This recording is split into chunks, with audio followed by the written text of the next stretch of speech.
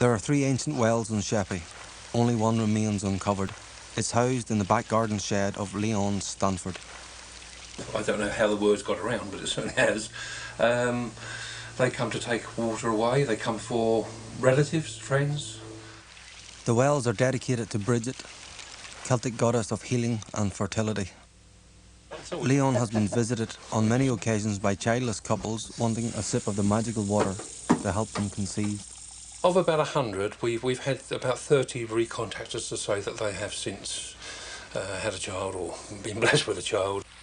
Some say that the 3 wells in Sheppey represent the 3 stages of a woman's life: maiden, mother and old woman, or crone. An image believed to be of the goddess Bridget was found in one of the wells. And the 3 heads on the triple goddess image, which I have in my hand here, represent maiden, mother and crone. The symbol has been interpreted as a pregnant woman. Her belly is swollen and she appears to be squatting, giving birth. Legend has spread that this figure is magical. If you touch it... Helen Scudder touched the icon and believes that though she was using contraception, the strength of this magic caused her to conceive her daughter. But when I did touch it, I did think to myself, I would love a little girl. And exactly a year later, I fell with Paris. So I've always wanted a little girl, and she came to me. About 200 miles away in the west of England is a bold hillside carving, which, for obvious reasons, is believed to be a Celtic fertility symbol. The Cerne Abbas chalk giant is associated with May, a major festival in the Celtic calendar, when the fertility of the land and procreation within the community was celebrated. May is the merry month now, it's the merry month 2,000 years ago, because it's the month in which the summer pastures open, the green grass has grown enough to be able to send out the flocks and the herds. So you're free, you've been crammed up for an entire winter, getting increasingly irritable and verminous and bored. And now you can pluck yourself free of fleas, you can hose yourself down the river, and you can set out for a life of freedom and adventure out in the open. What May gives you is a full stomach and room to breathe and do a lot more than breathe. And that's why people can take to the woods together and have serious fun. Modern superstitions reflect this. Some believe that if childless couples dance on the hillside, they will conceive. But recent research has revealed that no references to the giant were made before the 17th century. It could be far from Iron Age Celtic, but a modern English hoax. Stonehenge is certainly ancient, but contrary to many interpretations, it's not Celtic. It was built in the Stone Age, 3,000 years before the Celts, but may have been adopted by the Celtic peoples in their religious ceremonies. The main festivals in the Celtic calendar were associated with solstices and equinoxes, and Stonehenge would have been the perfect arena. On the summer solstice at dawn, the sun rises and hits the heel stone, creating a magical sight. Artistic interpretations have romanticised and popularised Stonehenge as a breathtaking Celtic temple, a place of druid worship and offering to the sun gods.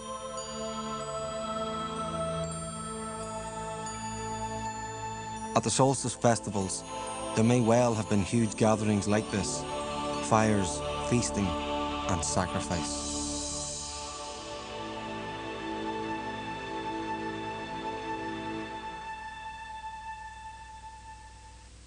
Another example of a Stone Age site that was used by the Celts is Newgrange in Ireland. Ireland lies in the westernmost edge of Europe. Proud of their Celtic heritage, the Irish celebrate it with music, art and folklore. Rich in ancient standing stones and burial tombs, the Irish landscape bristles with Celtic myths and legends. 30 miles north of Dublin is Newgrange, a megalithic tomb with a large central passage built around 5,000 years ago.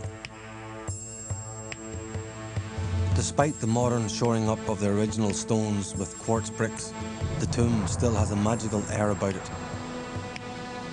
The most extraordinary phenomenon at Newgrange occurs on the winter solstice. The forces of nature, harnessed by the architects of the tomb, provide a supernatural effect that some say contains a sexual metaphor. Older than Stonehenge and the pyramids in Egypt, Newgrange has an eternal life. It became an important place to the Celtic peoples who lived in Ireland 3,000 years after its construction. The Celts inherited the impressive structure from their ancestors and told that the tomb was the home of the gods.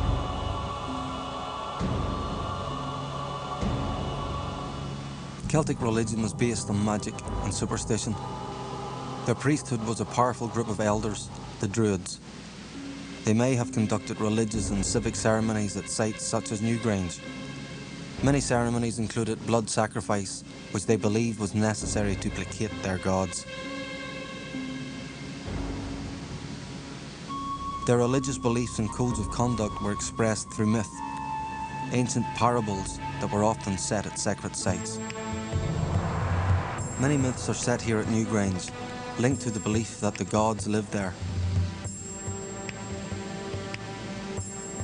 These myths, though hundreds, even thousands of years old, are still intriguing to modern-day Celts. Richard Marsh tells the story of the sexual relationship between the sun god Dagda and the river goddess Boann. It's an ancient explanation of how the god of love was conceived at Newgrange.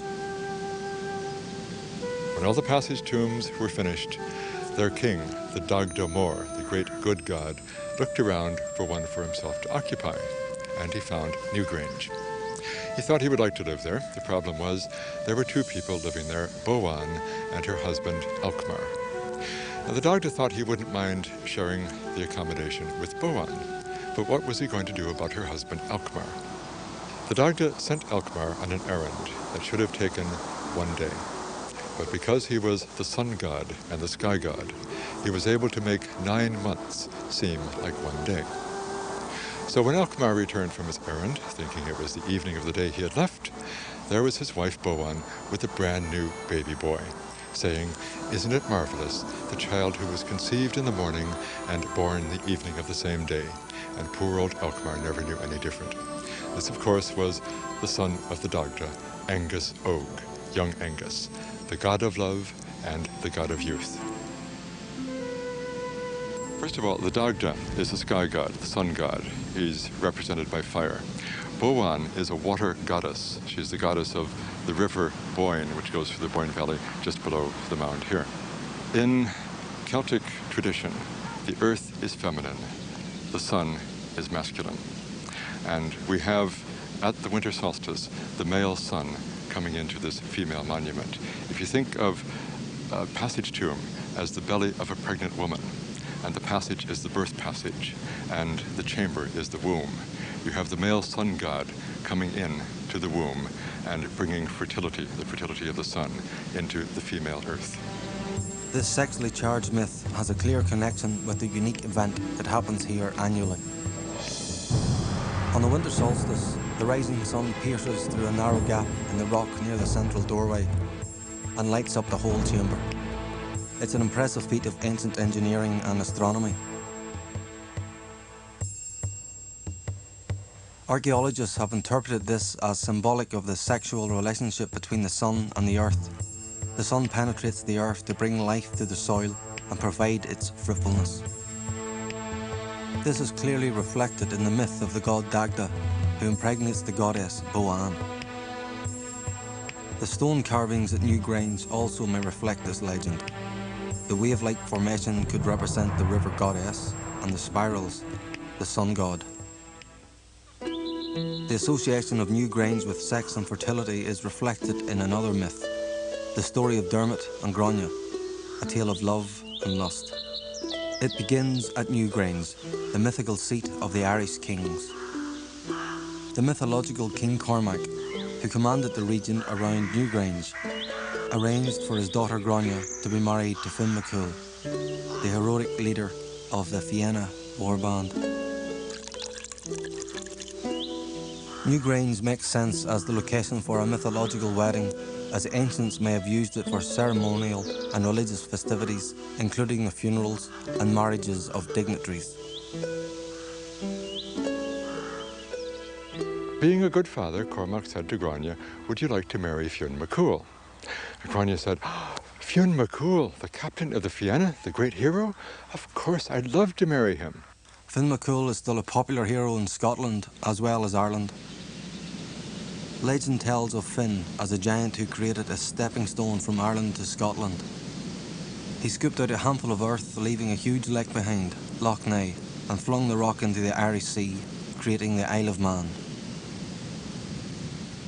Handsome, brave and just, according to the myth, Finn was a hero leader of the Fianna. The Fianna was a band of outlaw warriors who guarded the High King, in this case mythological, but there is a basis in truth. Ancient Celtic tribes would allow their young men to operate as a gang outside the law until it was time for them to settle down and raise a family. The young men, who were in fact the sons of the farmers who lived round about, the better off farmers, would spend the first 5 or 10 years of their adult life, perhaps their late teens and early 20s, living at the court of a ruler, and then if they survived that period, they would eventually go home and take over the family farm. The image of the romantic warrior represented by Finn and the Fianna warband often features in myth. They're always knightly, brave, almost invincible. These heroic depictions remain appealing to us still today. We're reminded of them in the landscape, in monuments and in the pages of storybooks, all romantic expressions of Celtic identity.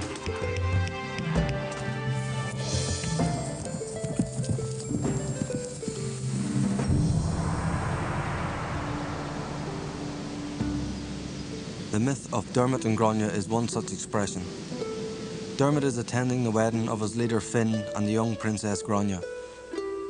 And at this point the sexual tension, found in many stories about the hot-blooded Celts, begins to weave its magic. Grania is having second thoughts, and her doubts are confirmed when she claps eyes on Dermot. Grania saw Fionn McCool for the first time and began to think, I don't know, maybe a younger man would do me better. She saw Dermot for the first time. Dermot had a love spot. Anyone who saw this love spot that was on his forehead would fall instantly and completely in love with him. Grania saw the love spot and she fell in love with Dermot.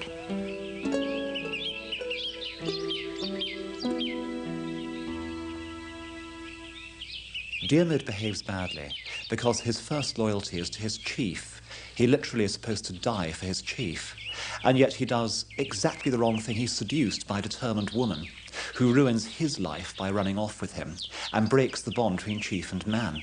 And the moral is, if women start playing around with you, don't listen. Remember your political obligations first. You get Grania, who seems to be this almost immoral woman who is married off to a king and just decides that she doesn't like him, he's too old, he's too ugly, and she much prefers someone else, and she just goes out and grabs him. And perhaps it's because I'm a woman myself, but I must admit I have a great deal of sympathy for Grania.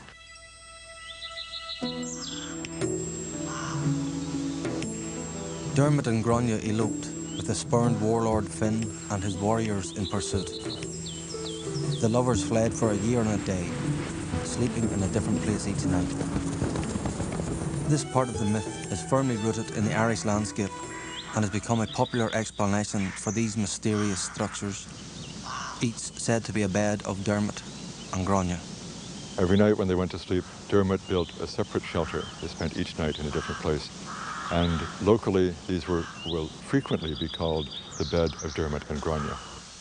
Because Fionn McCool and the Fianna chased Dermot and Grania for 366 days, a year and a day, there were at one time 366. Now there are about 175 or so. One of these mythological beds of Dermot and Grania, the Prolique Dolmen, is in the grounds of a Gulfin hotel. Dolmens are portal tombs dating from 3,000 to 4,000 years BC. They are made of 3 or more upright stones supporting a delicately balanced capstone, in this case weighing 40 tons. A mound of earth was built around the supporting monoliths and the capstone hauled on top. Originally the whole tomb was encased in earth, which has since eroded.